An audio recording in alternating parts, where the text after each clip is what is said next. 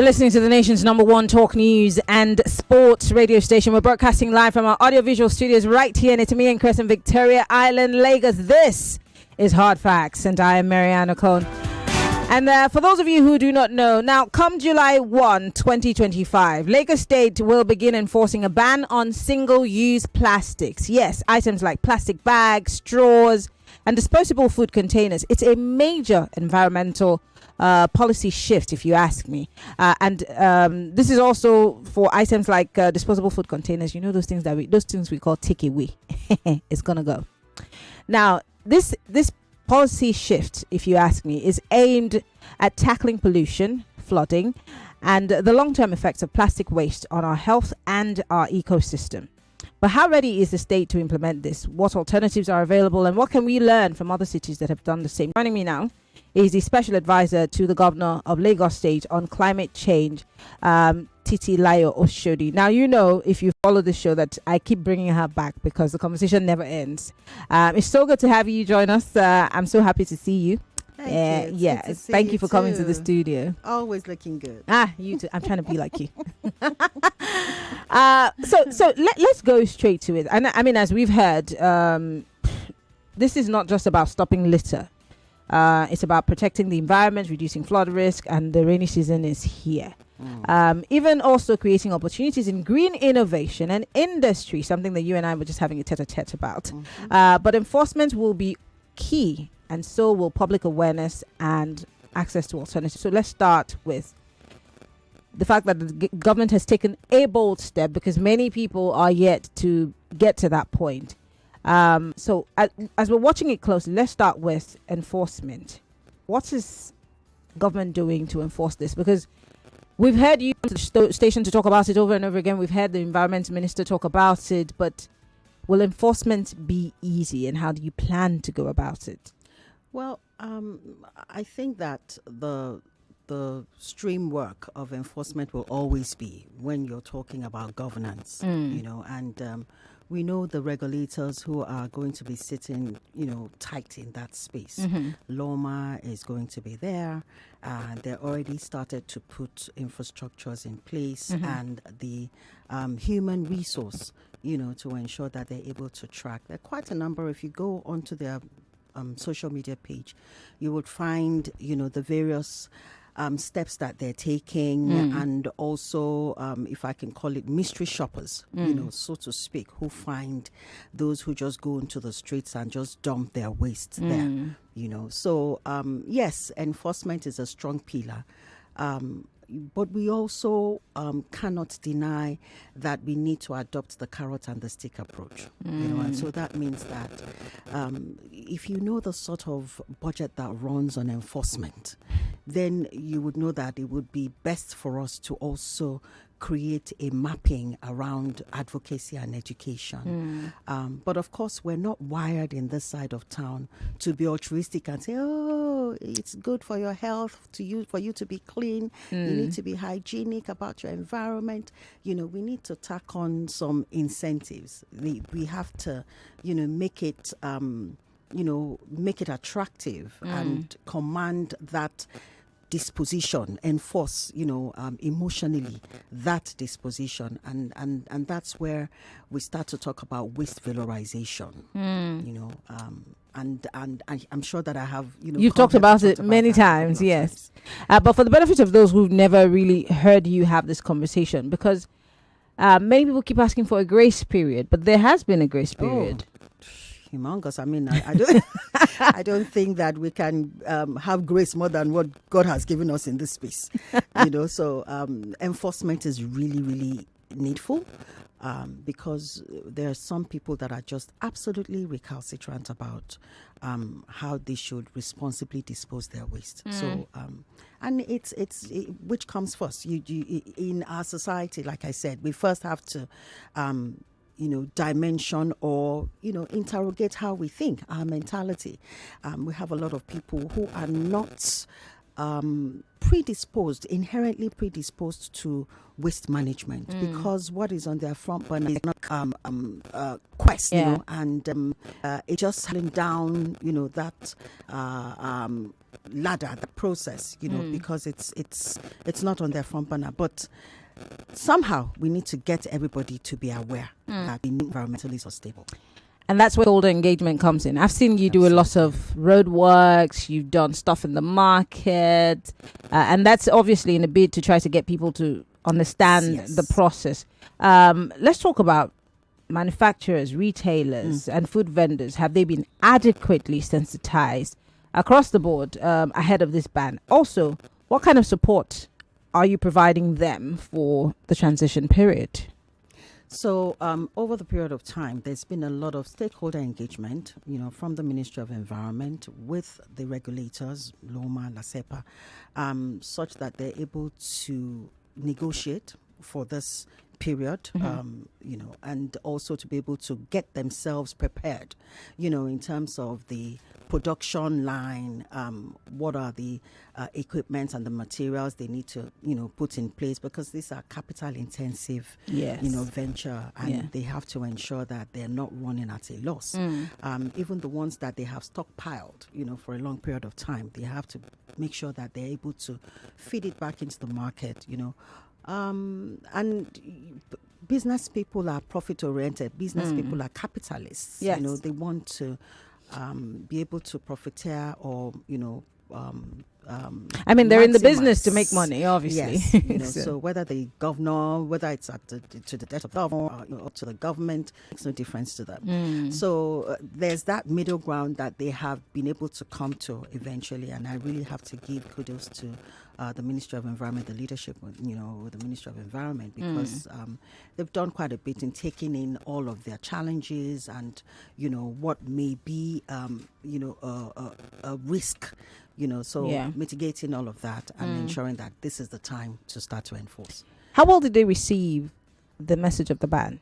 It's been a long time now, but have they? Was there a positive response? You will tell me, because first and foremost, do we have the shops that are still driving commerce and using those bags? How many? Well, I now go to a shop with my own bag, so well, we know what what brand that is. Yes, but we do. It's also important that we get our people to understand, because we've had complaints about people who go to the shops and they complain that they're not being given bags. However, they do not understand that the cost of the bag that they're collecting has been integrated into what they're buying, and the magic about being able to cultivate the habit to taking your own shopping bag is because they can reduce the cost of your products. Eventually you're getting them at a cost saving level, and you're ultimately cultivating that habit to be environmentally friendly. So some of these big brands have started to comply, even though of course there's that transition period for them to be able to offset and clean out what they have in stock. The government has done a lot, to ensure that facing period moratorium is, provided.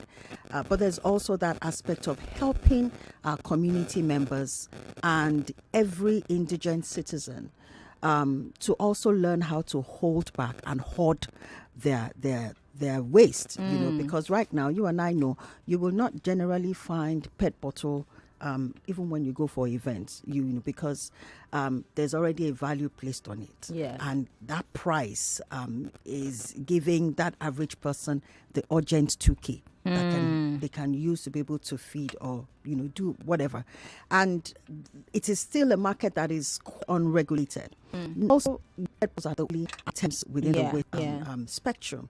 So, technology innovators, entrepreneurs are beginning to look into the other and sectors of waste that are typically generated within the household. Your jewelry, your cosmetic packages, even your electronic waste, all have entrepreneurs right now who are beginning to drum us, and they also to understand that in factoring or in recording all of this, there's an inherent value in having, it reported as a socially inclusive or an environmentally sustainable component, such that data can be used ultimately for some form of finance. Lovely.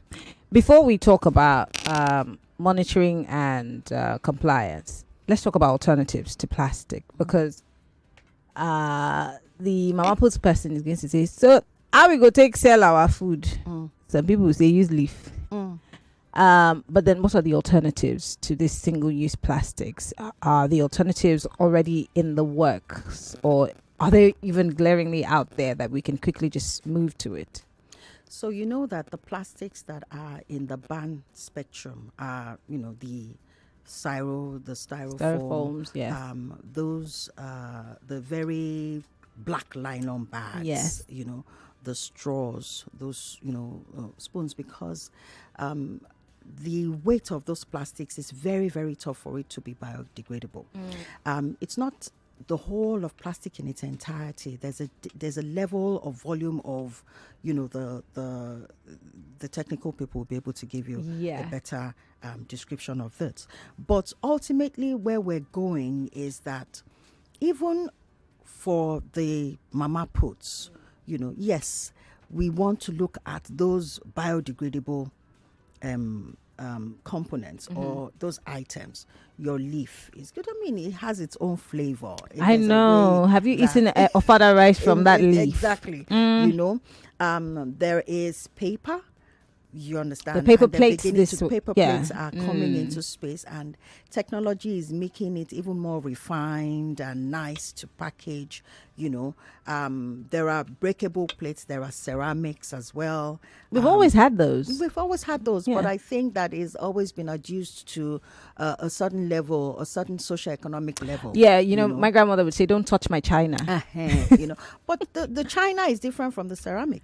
Yes, the ceramics are good, and they're really good. They break once in a while, but yes, but they're cheaper and they're cheaper, exactly. Safer. So those alternatives are beginning to burgeon.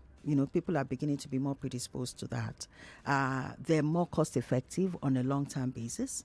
They give you a sort of cosmopolitan, refined, brand look at the end of the day. So there's so many areas that we must start to learn all over again while we're on plastic. But then, I have to add that we cannot totally take out, what's that word now? We can't our plastics into oblivion yet, because our economic trajectory must allow for us to be able to continue gradually transitioning as it is applicable to our economic development. Yeah, right. Yeah. So essentially, it is important that the people who still deal in plastic, and that is the plastic that is still acceptable, must also have mitigating factors that can help them to reuse, repurpose, recycle, and ultimately be able to economically benefit from the style of recycling and reusing at the end of the day. And that's where the learning of that also comes in. Very important, which we're going to talk more about on the other side of the clock. In case you're just joining us, the program is Hard Facts. And the big hard facts today, we're talking with the special advisor to the governor of Lagos on climate change, Titi Oshodi, about the July 1 ban on single-use plastics in Lagos, and the preparation that we have on ground as we get ready for July 1. When we come back on the other side of the clock, we'll talk about other examples, cities that have, towed this line and how it has helped to build the green economy. We're talking green economy on the other side when we come back. Stay with us. We're live on Facebook and on YouTube. You have questions, comments for the special advisor. She'll be on hand to answer those questions when we return from the break. 99.3 Nigeria Info.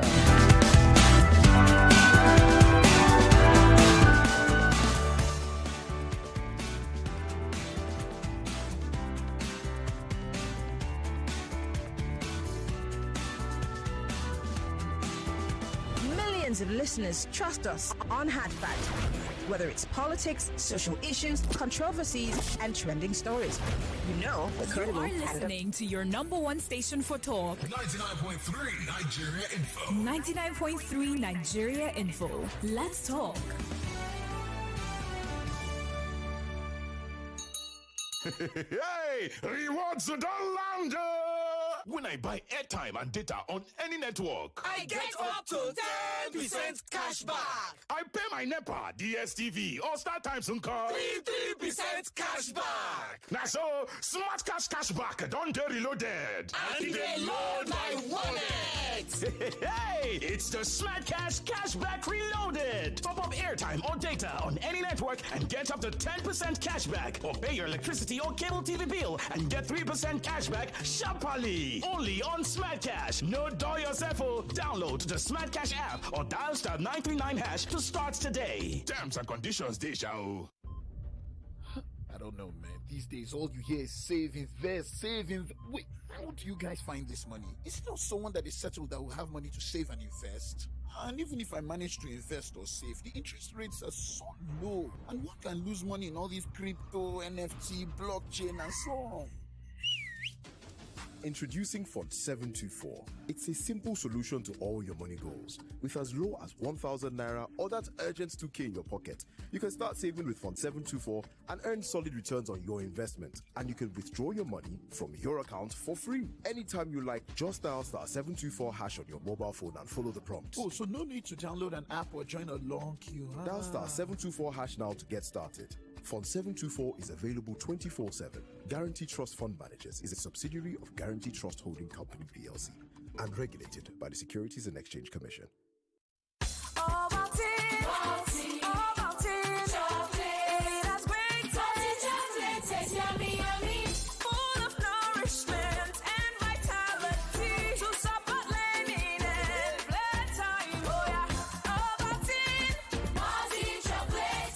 Start your children's day with a great taste of Ovaltine, enriched with multi-nourishment, calcium, malt, and vitamin B12 to support learning and playtime. Ovaltine, smart choice for smart kids. Feeling under the weather? Tired of getting sick? Immunase from Vitabiotics can help. Immunase is a supplement packed with vitamins and minerals like vitamin D, zinc, and selenium that support your immune system. With Immunase, you can boost your natural defenses and fight infections, reduce your occurrence of illnesses, enjoy faster recovery, and better energy levels. Immunase from Vitabiotics, trusted partner to keep you healthy. Available at pharmacies near you. What you're about to taste is so hot, it's got basket mouth singing. Mini Ninja Pepe flavor. Yeah. Mini Ninja Pepe flavor. Chris. Heat. Mini Ninja flavor. Nothing brings the heat like the bold taste of Mini Me Noodles Niger Pepper flavor. Try it today and see for yourself. Mini Me Noodles Niger Pepper flavor. Slurp it like it's hot. What can your bank do for you? Meet Jane, 25 years old. She's been having troubles acquiring a loan from her bank. This is not okay at all. I've been on this queue forever, and you're saying I should fill another form. What's going on? What can your bank do for you? Meet Frank, 27 years old. Held up in traffic and making fruitless transactions. Mama, I am saved the airtime, even the electricity charges. I don't know why it's so difficult making this payment. Introducing Safri, a lifestyle digital bank that's designed just for you. With one click, you can make easy and fast payment transactions, pay bills, and even acquire easy loans. Hurry and download the Safri app on your Play Store. Visit safrisafri.com for more information. Safri, borderless banking. Mr. Teacher, please, what happens when children come to school? How is it that they leave home very neat? We look different. Not all action, man. All the learning and sports burn energy. So those sweat stains, dirty uniforms and shoes, they show that your kid has been very active. Now, wow. Your kids need nourishing energy. Give them Milo at breakfast. It has nutrients that support energy release to help them get the most out of their day. Milo, energy to go further. Milo! Now so I did on my own. Now a message enter my phone. Fiam. I can't click Fiam. Now so my money for account go. Fiam. Hey. If to say na Airtel you they use, them for first alert you before you click Airtel they identify spammers. Then alert them customers with AI powered service to make sure say you know for Mugu for Wuruwuru scam messages. No charges, no subscription needed. Me self they go join Airtel. Fiam.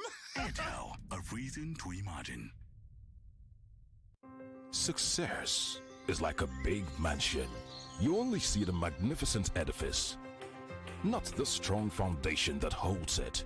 Likewise, in the world of e-payments, you only see transactions done and funds remitted. But who pioneered these financial technology solutions? Well, you knew it as Value Card, now Unified Payments, Nigeria's premier financial technology service provider. Yes, it starts here. Find out more at www.up-ng.com. Unified Payments, unifying businesses for people. 99.3 Nigeria Info. Your number one station for talk. Let's talk. Let's talk.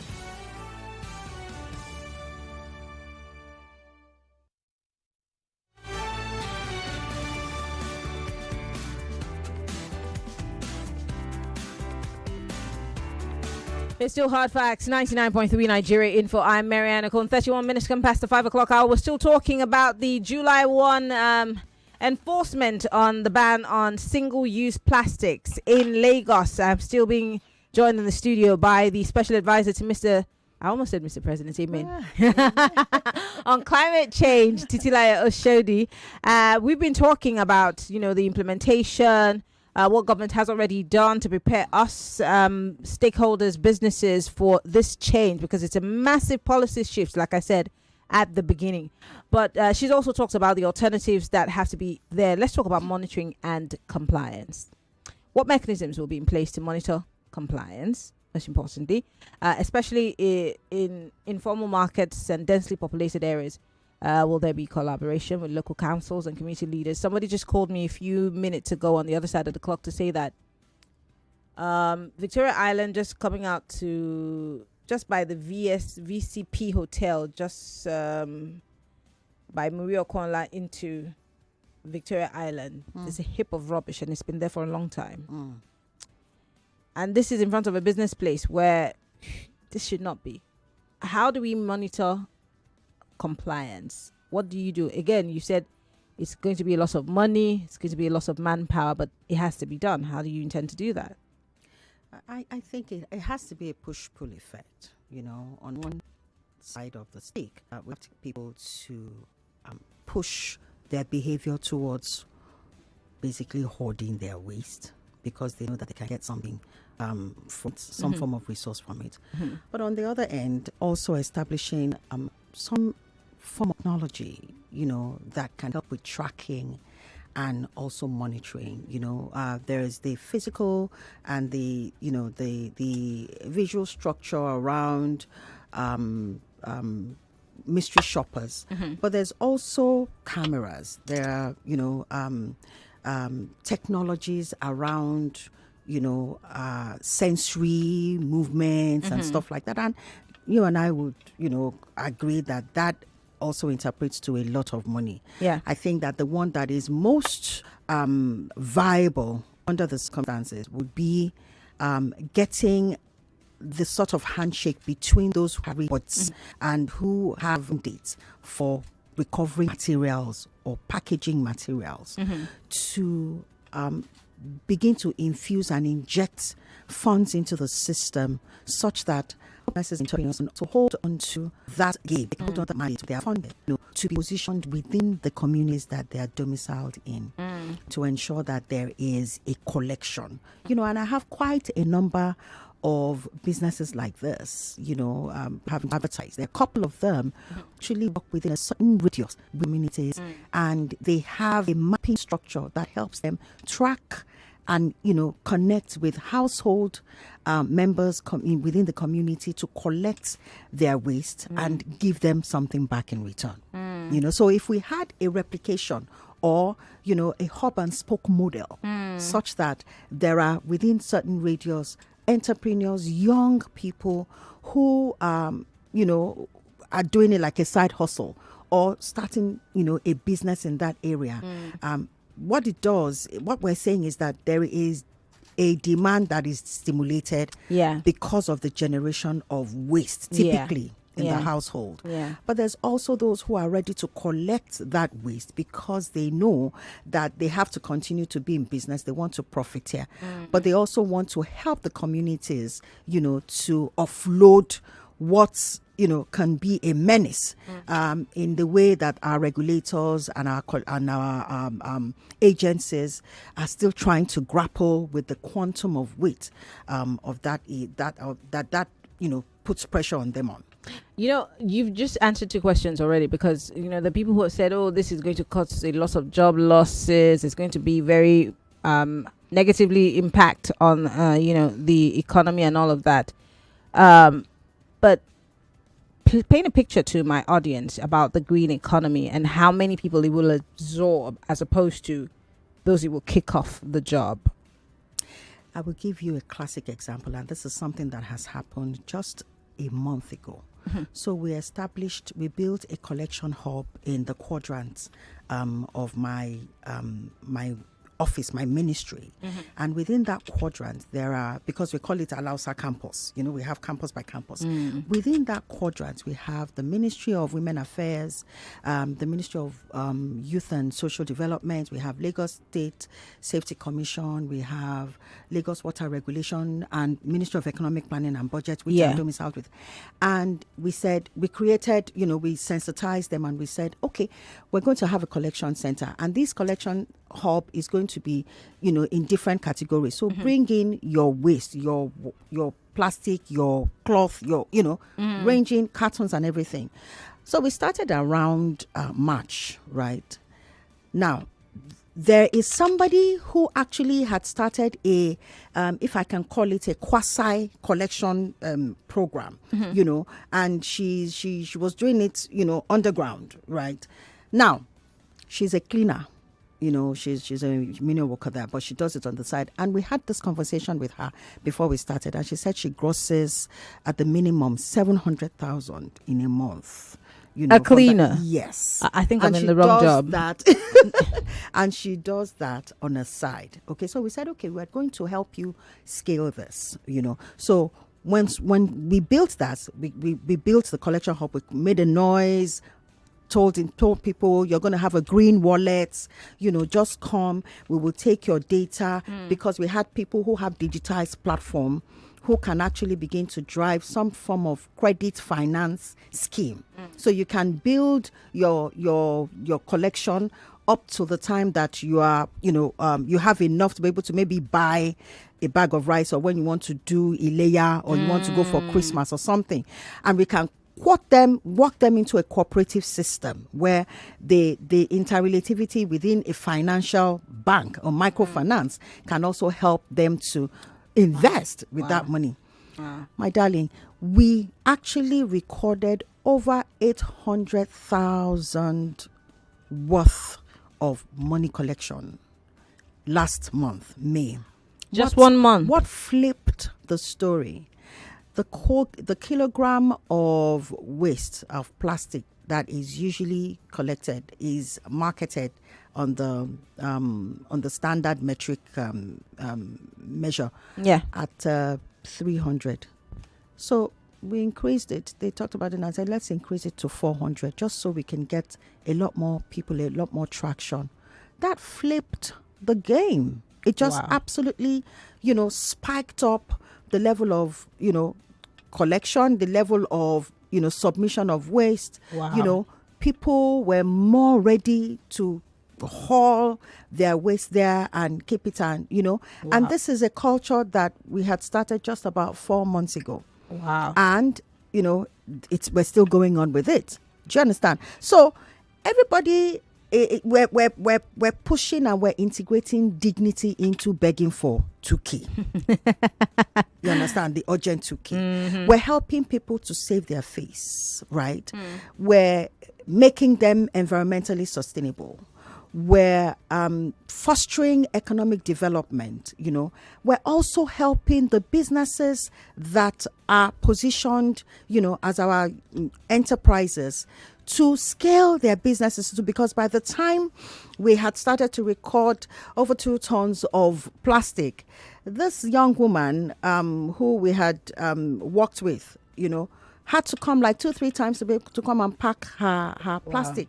So imagine if we had that at every quadrant in Alausa, if we had that in every local government, if we had that, as a framework that we can partner with private sectors who have the mandate to recover their packaging materials. They have a mandate under a framework called the Extended Producer's Responsibility, to pack their packages from off of the street, off of the road, and there is a budget that is statutorily positioned to help them achieve that. You know what that can do for economic. It'll change lives. Exactly. Obviously. And for those who are just joining us, I have 10 minutes on the clock. We're live on facebook.com/Nigeria Info FM. We're live on YouTube, Nigeria Info FM. Titi Oshodi is a special advisor to the government on climate change, and we're talking about this ban. Join the conversation. If you have questions, comments, go ahead. Post your comments on our live stream on YouTube and on Facebook. You could also send messages on WhatsApp. It's 080-959-75805. Call 0201-277-0993, 0201-465-7190 if you are a lady. But before we go, I just want to give some examples, because I know that there are people who are saying, oh, we're always quick to rush into these things. What about other countries? Well, let me give you evidence about certain countries who have done this. For example, there's Rwanda who banned plastic bags in 2008, and they're now hailed as one of the cleanest countries in Africa. There's a case study of San Francisco, which was one of the first U.S. cities to ban plastic bags and straws, leading to a 70% reduction in bag litter. Also, EU countries, the ban on single plastics have pushed innovation in biodegradable alternatives and have created a new green industry. So there's also been an economic rebound in India, if you ask me. India planned, they faced ban in their country, saw like a rise in industries producing jute and cloth bags. Also, there's been that reduction in marine pollution in some of these areas. And there's no how we can have this conversation without talking about the waterfronts in Lagos.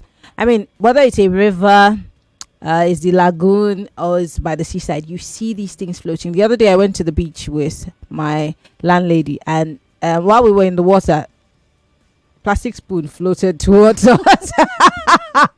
And I have been to really beautiful beach fronts across the world, and I have never seen that. So if we do this, we'll probably be reducing these kinds of embarrassments. But Lagos would like to hear your thoughts. Join the conversation. Hello, welcome to Hard Facts. Good evening, Maryann. Good evening. Yeah, this is Pastor Ladipo speaking. Go ahead, please. Okay, my take is this. Can they, if for these things to be effective, can it be incentivized? Like they commercialize it, that if you bring the number of, like she was talking about bottle plastic, can other plastics also be monetized, so that when people know that there is commercial value on it, they'll be picking it. They won't even allow it to litter. That is what I would like to know. All right, I think she explained that, but go ahead again. That's where we're going. We just need to be able to scale it. Sometimes when you are driving and advocating for a change in behavior, you have to adopt an adaptative posture. Like we have both talked about how we still face some level of recalcitrance. So you don't want to jump into another level, because at this point, it took a while for everybody to even understand that it is not the plastic in its entirety that is being banned. There are certain types and grammage and, whatever it is that, they have classified as non-degradable that must definitely leave the landscape or our environment. So and the reason why we are able to connect at this level is because in Lagos State we have started to drive the narrative of exchanging it for value. You would notice that, I saw one of my permanent secretary actually sent me an article. Ogun State has adopted this cash waste for cash portfolio as well, or this project, this initiative, because it's the best way. It's more than anything. If we can get a larger number of people to comply, if we are tacking some level of incentive into it, such that it can diffuse the cost of enforcement, and you can diversify that cost into infrastructure to enable collection with efficiency. Yeah. Someone's asking a question here. I think Akem from Aja says, how can I take advantage of this opportunity to enable me put food on the table of my household now that my monthly paid job is shaking? And he says, well done, ma'am, for a job well done. Thank you very much. There are opportunities. Just if you need to go to our social media page. We're already building a network of eco recyclers, eco people who work, within the green space, and we're encouraging them, by training them, building their competence, building capacity, helping them to connect with the right set of people, resource to fund, access to market. I don't know, I can't remember where he says that he stays, but in the next few days we will be going to Ayobo, and there are already people who have been sensitized. There are about 500, because we're working with churches as well, because we understand that our people are they're very connected emotionally to their pastors and their alphas, so if we can drive that behavior, for responsible waste management, for economic development through these influencers and through these leaders, then we are catching strategically very large number of people to be able to shift their mindset. We need to have a potpourri of collectors and business enterprises that deal within the green economy in communities as vast as Lagos is. All right. Someone here says, see this plastic issue. South Africa did the same, and we're still paying for plastics in 2004. The government collects their levy and supermarkets make money. The only people paying is the people. Ask your guests that if this is truly about the environment, why not stop the production completely? It's about making money, not the environment. Ask your guests also how she ensures Nigerians won't turn out like South Africa. African countries like copying things from each other, especially if it makes money for the government. So, like I said again, it's a differentiated approach for us. Before I even start to talk about how much we earn, that the reason why there's a high proliferation in plastic is because it's cheap. And are you going to, if you needed to define or dimension the costs of living in a place like Alimosho, would you say that the PET bottles would sell fast than the pure water bags, right? People will still drink water. They still have to live, right? So you cannot do an entire absolute ban, because we need to consider the trajectory of our economic development and the propensity to earn money, and then weigh it against the solutions that you want to provide so that it's not too hard on the people.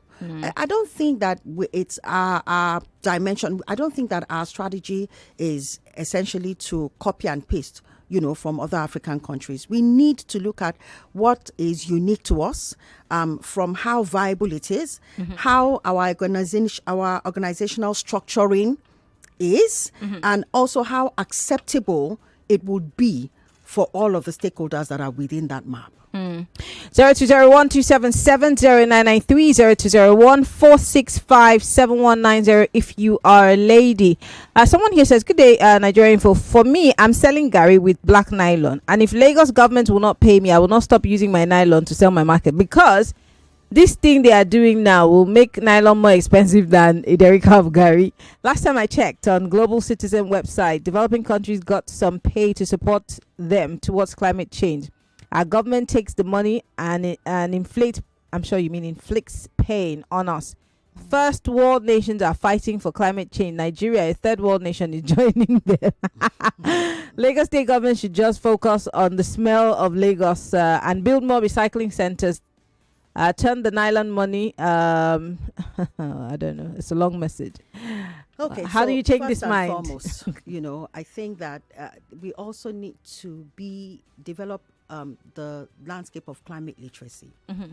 Lagos smelling is as a result of. Okay, let me take a clear example. If you're in your house and you do not have free space, if you're not clearing, places that are holes Mm-hmm. or places that are hidden, and you have over a period of time stacked in air, it becomes humid. Yeah. Right? Humidity will bring in stench and smell. That's why sometimes you have to say, open up the window, open up the door so that we can aerate the place, right? This black nylon that this madam is selling, right, is one of the components that is causing the blockages, the drainages that are being blocked, the roads, the places that should have aeration, It's whether we like it or not, we're all living within this globe called the world. If the global north is beginning to talk about climate change, the reason why we also have to talk about climate change is because it affects us. Whatever it is that we're doing, the carbon emission, whether it's still the same one and the same world, right? We're not as advanced as they are, but it's also affecting us greatly more than it is affecting them. Why? We're not as advanced. We do not have the sort of infrastructure that makes life as easy or as comfortable for us as possible. When you have this heat, this heat wave, right? How do you manage it? When you have the flooding, how do you, mitigate the risk of, being swallowed up? When it's easy to say, I'm just going to continue to sell my gari, but if you stay in a place that is vulnerable, that is classified as vulnerable, when there is a rainfall and a bad one, you can't even have the ability to sell gari. Right? When you're in when we're in a place where the heat, when strong heat on you, do you have the good well-being, to be able to push for your economic propensity? So we have to work together. We have to ensure that this behavior, it's not a function of whether it's the government and it is their role. We're trying to get people to understand that the choices that you make would help to have a better living, sustainably conducive environment. It would also speak to your mental well-being. And ultimately, because we can plug ourselves as the facilitators for a better well-being with the private sector, we can drive the knowledge of it and ensure that private sector is working with us to pump the necessary resources that is needed for people to have a compelling reason to be talking about private sector. You have an event coming up this weekend. Yes, Talk to us quickly. We have just 30 seconds. So this is a project that is driving the model of green energy, and it's called the Clean Cook Stove. We are distributing 80 million Clean Cook Stove at no cost to communities, especially the ones that cook with firewood. So the Clean Cook Stove is an initiative that is addressing the issue of deforestation, addressing the issue of health degradation, also inciting opportunity or stimulating the opportunity for economic opportunities or job creation along the line. So EcoNexus is one of our products at the OCCE, and what we do is get all of the big boys within the private sector, especially the departments of sustainability, those who have green economy instilled in their mandates, and get them to come together. This time around, we will be because we're like 2 years in office right now, we have gotten a lot of partnership and collaborations with some of these private sector entities, and we want to recognize them, we want to celebrate them, and we also want to use that as a basis to encourage other ones to join. So we're looking forward to having the governor in the space as well. He's very passionate about that. More conversation, more talk, more right after this.